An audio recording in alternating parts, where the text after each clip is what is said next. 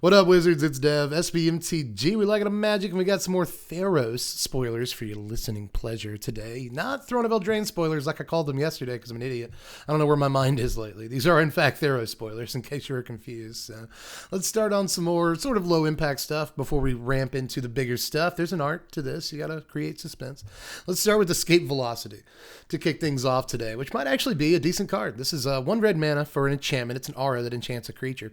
And the enchanted creature gets +1/+0 and has haste. But you can escape this out of your graveyard for 1 in a red and exile 2 other cards from your yard. Now, this is obviously to be compared to Maximize Velocity, and I've kind of got like a surprising amount to say about this little card, but I'll try to keep it succinct here. You know, when you compare it to Maximize, first of all, the creature gets the +1/+0 bonus forever, which is kind of nice, but with Maximize, they get +1/+1 for the 1 turn. Now, you're not really worried about toughness boost too much in the decks that want to run cards like this.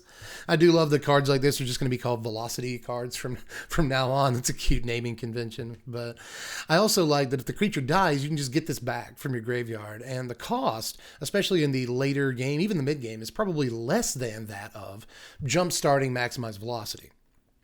Now, obviously, if you just draw dead, you draw a land on turn 6 or something, then it's pretty easy to jumpstart Maximize Velocity. But in a lot of cards that want to play, or a lot of decks that want to play a card like this, the cost of discarding a card can sometimes be like fairly brutal, whereas exiling 2 cards from your graveyard is not such a big deal. So I can see this being a little bit better than Maximize, but Maximize doesn't really see too much play in the first place, you know, and there's like reanimator decks that want to play Maximize, and Maximize allows them to discard a card and drop a huge creature in the yard, and sometimes that'll work. And if you're trying to give a big creature that you just reanimated haste, then sometimes Maximize is going to be better because it costs less mana to do that.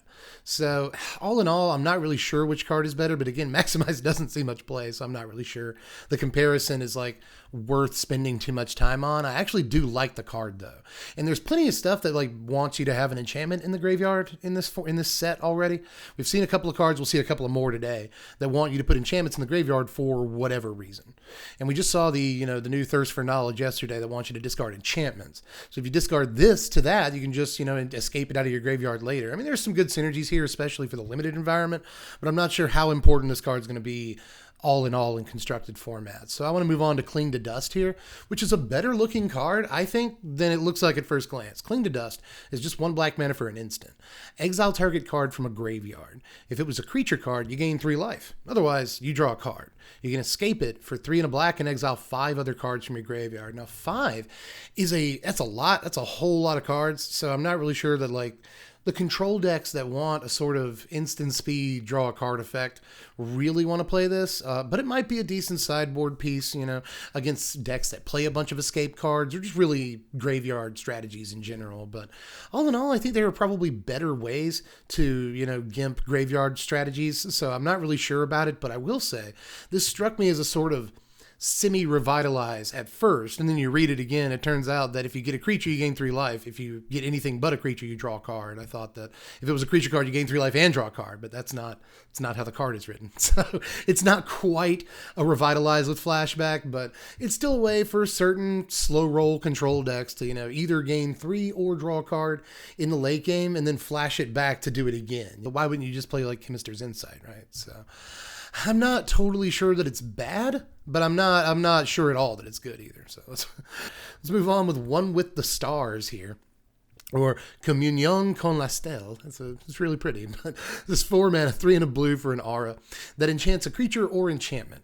Enchanted permanent is an enchantment and loses all other card types. It still has abilities, but it's no longer a creature if you put it on a creature. Now, the number one comment on this so far is like, why would I want to turn my enchantment into an enchantment? Well, the reason it's worded this way is because you put it on a creature, it turns the creature into an enchantment. So if it was just a creature enchantment, it would fall off when the creature became an enchantment. You see? Well, you see? So it has to say this so it'll stay on the creature that it turns into an enchantment. But in any case, it's blue quote-unquote removal. It's like a kind of a blue luminous bonds or pacifism or something like that, so it's not great. Like, this is probably mostly a limited card for all intents and purposes.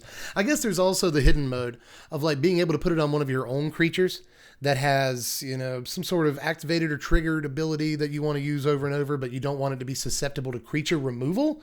So you put this on it.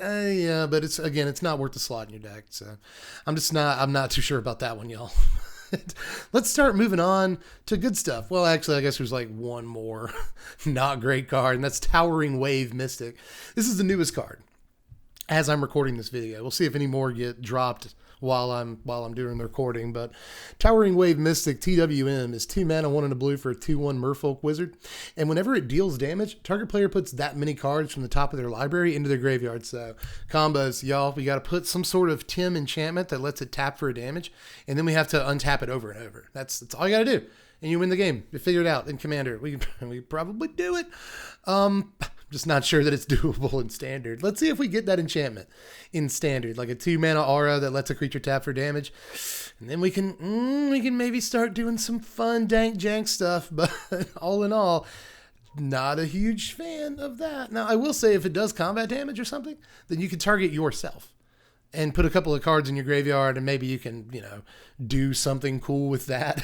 But all in all, I'm just not like super impressed. So let's start moving on to cards that are actually good and like really worth analyzing, starting with Treacherous Blessing. I think that's a good place to start. This is 3 mana, 2 and a black for an enchantment.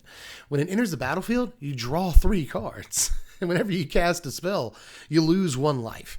And when it becomes the target of a spell or ability, you sacrifice it. So obviously, if you can just like mortify it or something, I mean, once you target it with the mortify, you sacrifice it. So big deal. You could also use that 4 mana thing that turns enchantments into enchantments and target Treacherous Blessing with that. And when you target it, you'll have to sacrifice it to get it off the battlefield. So that's what you're trying to do, is get it off the battlefield. But I should talk about sacrifice effects because they're actually really interesting with Blessing. If you go turn 3 Blessing, turn 4 Doom Foretold, you can just sacrifice the Blessing on your next turn. So this might be the card that Doom Foretold decks are looking for. And then you just dance of the Manset back into play later and draw 3 cards. It seems good. Seems really, really good. But there's also like turn 4 Vraska after a turn 3 Blessing, and you just +2 the Vraska and sacrifice the Blessing and draw a card. Draw another card. So like this slots right into a couple of really cool things, and it has like awesome, curve, like turn sequences immediately that are super obvious, like that's just the tip of the iceberg. Doom Foretold and Vraska are just the first obvious things that come to mind, but there's probably way more stuff you can do with this. But if only because it goes with those 2 cards, I think it's probably going to see some play, and it's an easy way to get an enchantment in the graveyard. Just target it with something and you got an enchantment in there. There's plenty of reasons you might want to do that. We'll talk about a card coming up that wants you to put enchantments in the graveyard. So I actually really like Blessing, even though it looks a little risky at first. I think that it's definitely worth it. Let's move on to a card that wants you to have enchantments in the graveyard. So we can finally talk about that instead of just like mentioning it over and over. This is Aphemia the Cacophony. That's a sweet name. This is 2 mana, 1 and a black for a 2/1 legendary enchantment creature. It's a harpy with flying. And at the beginning of your end step, you may exile an enchantment card from your graveyard. If you do, create a 2/2 black zombie creature token. This is fantastic. It's really good. We've been wanting a good black 2-drop, like really badly. And honestly, I'm not sure that this is it, but I'm pretty sure. I'm fairly certain. Turn 1 Deadweight, or turn 2 Deadweight or something like that. Kill your opponent's, turn 1 play. And then you can Aphemia and like immediately during your end step get a 2/2 and just basically immediately get value out of this if it's not removed as soon as you play it. So that's really good. But there's a bunch of stuff, that green 2 mana Saga that we saw the other day, Binding of the Titans. That could go really well with this, as could any Saga, as a matter of fact. This curves into the 3 mana black Saga that we reviewed yesterday, the one that creates zombies. It's on your screen right now, so just look at your screen. But that one, I think it's Timurit Calls the Dead or something like that. But yeah, this curves into that really well, and it actually plays in multiples really well. This is a legendary you don't mind playing 4 of, because if you play another one while you already have one on the battlefield, you send one to the graveyard, and then at the end step, you can just exile that one out of your graveyard to get a 2/2 zombie. So like it's fairly easy to get 4 power worth of stats for 2 mana on this. We're relatively early in the game too. It's just seems really good to me. And again, I'm not sure it's like the black 2-drop we've been waiting for, because I think you could make an argument for Order of Midnight in a lot of decks over a card like this. But at the same time, this is really aggressive, swings with flying. You know, I like the stats on it. And if you can get the, you know, just one 2/2 zombie out of it, then it's done a lot of work for you for just your 2 mana investment. So I think this card is actually really, really good, but there is a pretty high deck building cost to actually playing this and making it work. You don't just like throw it into mono black. But again, maybe I'm wrong about that, considering it plays so well in multiples, and if you do get more copies of it, then it fuels itself. So again, you know, it could actually work out in mono black decks, but you know, we'll see what it does, because I definitely think there's going to be a lot of applications for it. But let's move on here to Idyllic Tutor. Let me go ahead and talk about this. This is a reprint that we needed. We just needed this. This is like $50 a few months ago. I think it's down to like 35 right now, but it's probably going to be like, you know, what, $5 now that it's in Theros. I mean, maybe $8. I mean, it's hard to predict prices, but it's the version from Theros is going to be much, much lower than all the previous versions, which are just way too expensive right now. And it's the perfect set to print Idyllic Tutor into. I'm not really sure how much like work it does in standard, but I do think it's cool that it lets you put, you know, you're one of Divine Visitation, you're one of Ethereal Absolution, you're one of whatever your favorite enchantments are, you know? Even like a Jeskai 1,000-Year Storm or something, go get your 1,000-Year Storm. Like, there are definitely ways.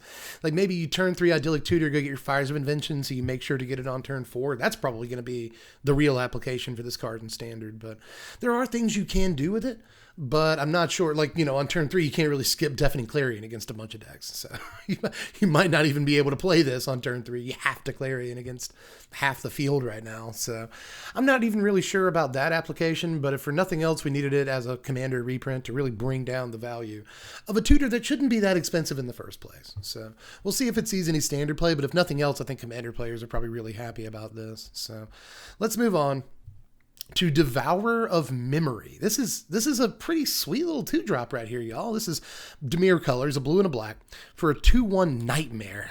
I've always loved the Nightmare creature type. But this is this says, whenever one or more creatures are put into your graveyard from your library, Devourer of Memory gets +1/+1 until end of turn and can't be blocked this turn. And you can pay 1, a blue and a black to put the top card of your library into your graveyard. So in the late game, if you can activate this like twice, you just have a 4-power unblockable. Guys, that's pretty good, honestly. I mean, I feel like if this was printed like 5 years ago, it would be rare. You know, this seems like a rare creature.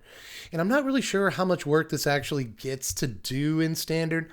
There are comments on Mythic Spoiler where somebody's like, you know, oh, unblockable, you know, garbage, this is going to ruin Standard or something. It's going to be a 4 of in a top 8 deck. I'm not sure about that. I'm really not sure about that. Especially considering that it's probably not going to get more than +1/+1 on a lot of turns.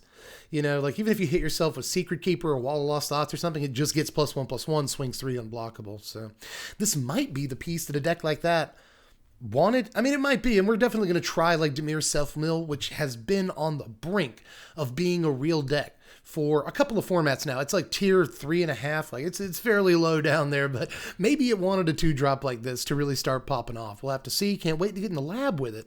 But I'm actually not like, I don't think this card is like overpowered by any stretch of the imagination, but I do think that it's a really good 2-drop that a deck like this obviously wanted, right? And maybe there's even something it can do in Modern, you know. If you can create a bunch of triggers all at once, you know, if you can Merfolk Secret Keeper yourself and Drown Secrets, get both the triggers, swing for 4, like maybe, but I wouldn't get too ahead of myself, especially considering the deck plays way too many 2-drops at that point. You know, you got Drown Secrets, Vantress Gargoyle, Wall of Lost Thoughts, and Devourer of Memory. You really going to play 16 2-drops? I mean, maybe, but I'm not sure, kids. I'm not too sure about Devourer of Memory, you know, how high its overall actual power level is. It kind of looks like, you know, just a really high synergy, like kitchen table card, but maybe I'll eat those words. Maybe it'll be like unbelievably unstoppable and it's just going to swing for 5 unblockable 2 turns in a row, kill your opponent. I really doubt it. I really doubt it, but I'll be one of the first people in the lab with it because I want to try it out. But let's move on here. What do we want to do next? Let's do a card that we didn't cover yesterday. which we probably should have. This is actually one of the craziest cards from yesterday. This is Wrath of Storm, or at least that's the working translation for it. This is 4 mana, 2 and 2 red for a sorcery that just deals 4 damage to each creature and each planeswalker. That's really good. You know, it's like Languish, that rather than killing indestructible creatures, like Languish could do, this takes out planeswalkers. It will probably take out a bunch of planeswalkers, for that matter, you know?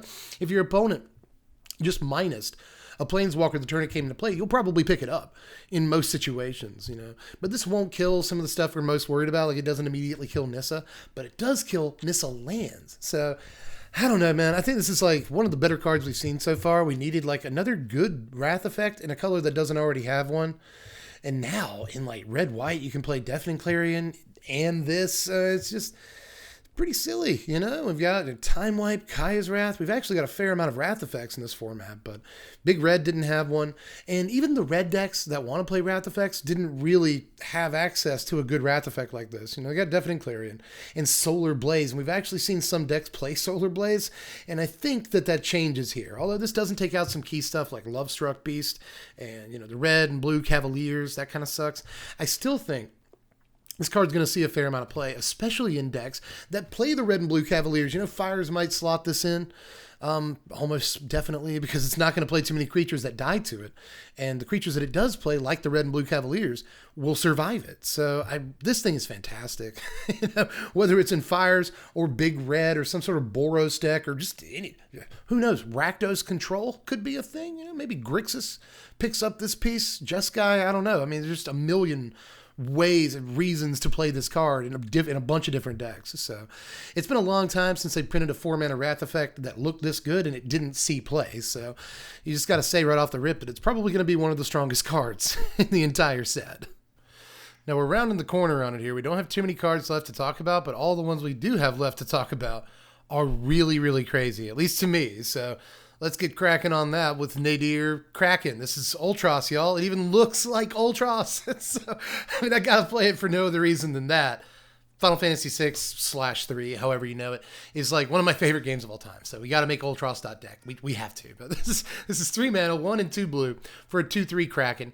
And whenever you draw a card, you may pay 1. If you do, put a +1/+1 counter on Nadir Kraken and create a 1/1 blue tentacle creature token. So get ready for the hentai jokes, but still, this card looks really good to me. You know, it doesn't really do anything the turn that you play it, and that might kill it. Like that might make it not see any standard play whatsoever. But if you do get a couple of turns with it, it's a pretty gross card, you know?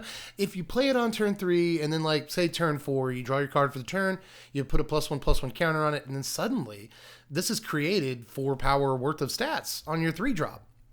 You've had to pay an extra mana, but that's pretty decent. But, like, on that turn, if you, like, drop a land and then Radical Idea, you can pay another 1. You got a 4/5 attacker and 2 1/1s.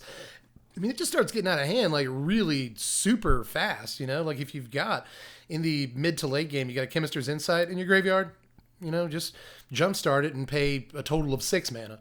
And then suddenly you've got stats and like a whole board, you know? That seems really, really good to me. If you just pump it once, it survives Deafening Clarions, perhaps your own Deafening Clarion even, but I could see this being mostly in, you know, mono blue decks. So I'm not going to really talk too much about what you can do in color combinations with the card, because it looks like if there's a mono blue Devotion deck, this might end up being your 3-drop. So I'd keep that in mind above all else. But honestly, there's just so much you could do with this, you know? I want to play this in like a Simic deck. I know I said I wasn't going to talk about color combinations too much, but I do want to play this in Simic with like biogenic oozes and stuff. Just a bunch of creatures that multiply, you know, as the game goes on. And for that matter, I want to play this in Simic like quasi-duplicate. Or just play, you know, 20 Krakens. You can play like quasi-duplicate and spark double and repudiate replicate and stuff, and you just get a bunch of Krakens out. It just seems like a fun, like, dank jank to me. I want to play this card so bad, and I'm serious about quasi-duplicate. I actually think that might be a really sweet way to abuse this card.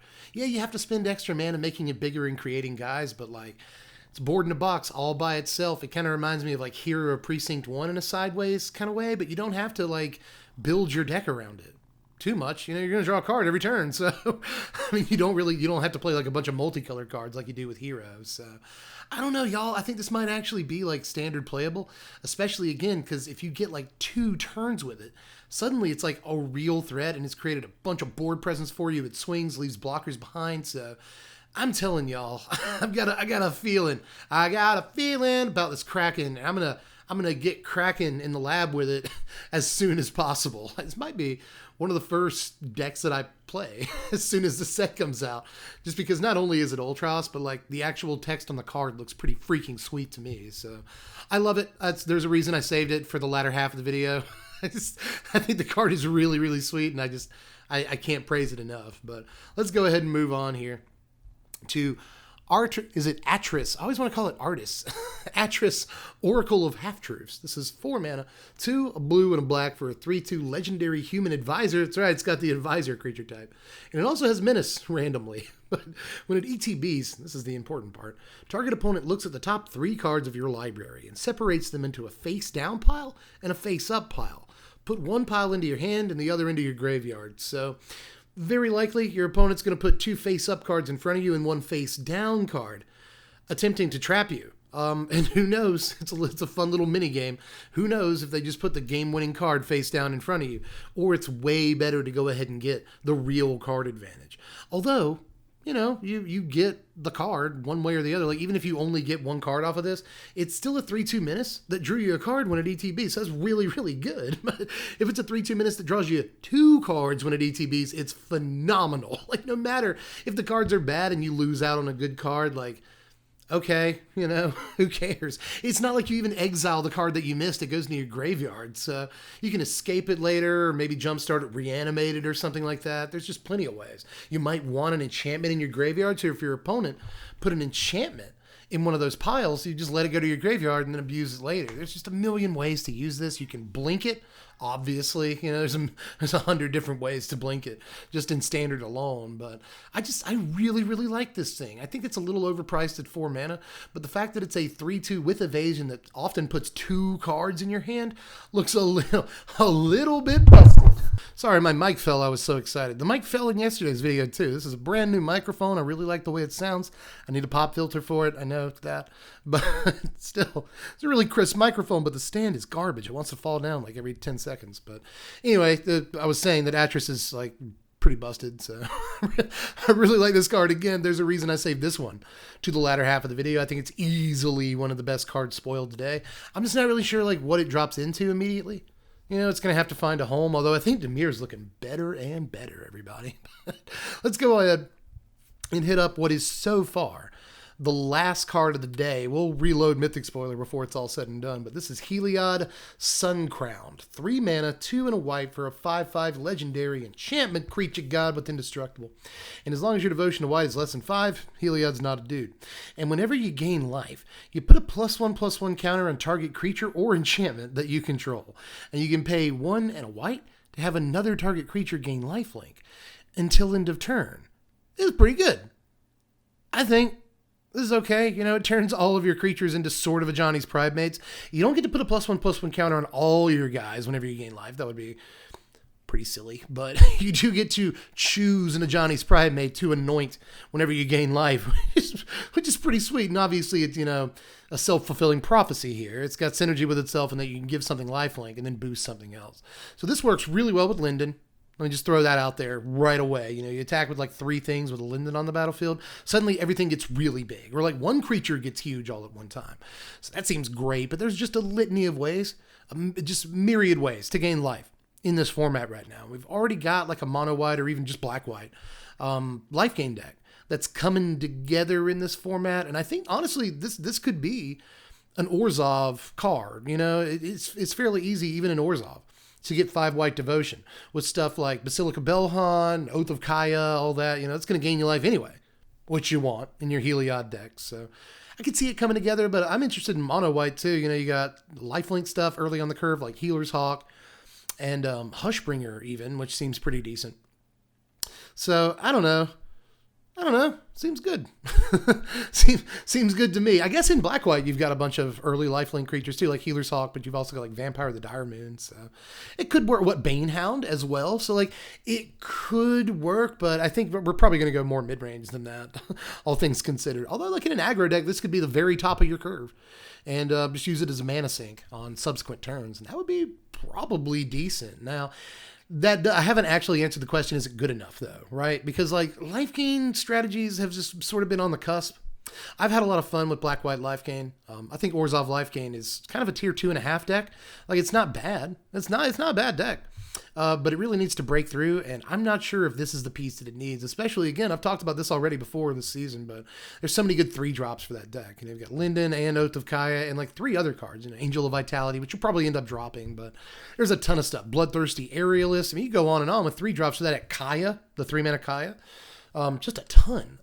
So much 3-drops. So I don't think you play 4 of this or anything, but if you do hit the battlefield, if it does hit the battlefield, then I could see it really snowballing out of control quickly. And aside from all that, it also gives those, you know, mono white decks an indestructible 5/5. I mean, I haven't even talked about the actual creature part of this. I've just been talking about the abilities on it. And you know, those mono white and Orzhov life gain decks could use another huge, in this case, indestructible creature, right? So, again, especially when you start getting, you know, Linden and then a Johnny out and stuff like that, it's just going to be super easy to make this a creature. So, I actually really like this. I think it's much better than the old Heliod, even though the old Heliod was a creature factory, which was really, really good on turns where you drew dead. This, not so good if you're on like an empty board and you drew dead for the turn. You know, you can't give anything lifelink if you don't have any other creatures out. So you could make the case that like post-Wrath, this is probably worse than the other Heliod. But at the same time, in the decks that want it, the triggered ability on this is just freaking ludicrous. So just, you know, giving all of your creatures the chance to be a Johnny's Pridemates is going to get out of control really fast, especially combined with all the other triggers that the life gain decks get in this format right now. So I love it. I've just reloaded Mythic Spoiler and I don't see anything new. So I guess let's make sure that I got everything today. Yeah, that appears to be everything. So I guess I'm done. Just let me know how you felt about my takes on this one. If there are a bunch more cards, I might try to get back on the mic a little bit later tonight and do a late night video for y'all, because I know how you like my late night stuff. You know, how do you feel about Devourer of Memory, the Dimir 2/1 that can be unblockable whenever stuff goes to your graveyard from your library? I'm really interested in your thoughts on that. What about the 2-mana, 2/1 flying legendary black creature that wants you to, you know, remove enchantments from your graveyard to get 2/2s? How do you feel about that? How do you feel about Nadir Kraken, the Ultros? I want to know about that. Is that card good enough? And then finally, too, Heliod and Atris. You know, I'm really interested in your opinions on these because I'm kind of on the fence. I think Atris is more than playable. I'm just not sure in what. And then does Heliod make these black-white life gain decks, these mono-white life gain decks, good enough to actually compete in standard at the top tables? There's a lot of questions from today's video, but answer them down there in the sideboard, and I will catch you cats later. I'm Dev from the Place. Thanks for watching, my wizards. Spread love, be kind, and do all the YouTube stuff. I didn't even go through the YouTube pitch, you know. Hit the first link in the description. Go to TCG Player. Pre-order stuff for low prices. Do it. It helps me out with them. And then check out the Patreon. Support the channel because literally tomorrow we're all going to get a pay cut. So please, God, go to Patreon and just throw $1 in the pot if you can. And yeah, pretty sure that's it. Like the video, subscribe, hit the bell, spoilers, blah, blah, blah, you know. Once I'm pressed for it, I'm not good at a call for action because call for action is like the cringiest thing YouTubers have to do every video, but it's super important that you actually do all this stuff. I feel terrible being a pitch man. So, you know, just do it. And I guess I'll do the things where I catch you later. Anyway, make sure you do spread love and be kind. That's very important. If you hear nothing else that I say in any of my videos, if it all just sounds like wah, wah, wah, Charlie Brown parents talking, just remember to spread love and be kind. That's the most important thing. Anyway, bye.